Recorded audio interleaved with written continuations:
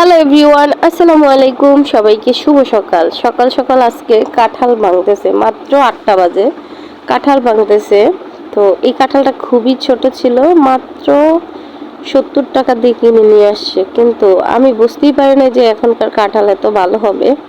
দেখতেই পাচ্ছেন যে অনেক সুন্দর সুন্দর কোয়াশগুলো বের হচ্ছে। তো এত সুন্দর, একদম হলুদ, ক্যামেরাতে ওরকম একটা বোঝা যাচ্ছে না, যেহেতু আমার কম দামি ক্যামেরা তাই। কাঁঠালগুলো দেখে আমার মনটা ভরে গেল যে আসলে আজকে আমার 70 টাকা পোষালো। তারপরে বিসমিল্লাহ করে খাচ্ছি আর ভীষণ মজা পাচ্ছি। এত মিষ্টি ছিল আর শক্ত শক্ত কোষগুলা ছিল, খুবই ভালো। বেশি লেটকা কোষ আমার কাছে ভালো লাগে না, এরকম শক্ত শক্ত কোষ হলে ভালো লাগে। আর যদি নরম কোষ হয় তাহলে ওইটা মুড়ি দিয়ে খেতে ভালো লাগে। এত সুপার ছিল, আমার ভীষণ ভালো লাগতেছিল। এই স্টিলের বলটা দিয়ে এক বল কোষ হয়েছে, মানে অনেকগুলো। ছোট্ট একটা কাঁঠালের মধ্যে এতগুলো কোষ ভাবা যায় না।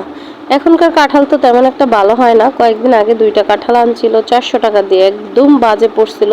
তারপরে আরেকটা এনেছিল কালকের আগের দিন 200 টাকা, মাত্র 60 টাকা দিয়ে। ওইটা অনেক ভালো ছিল।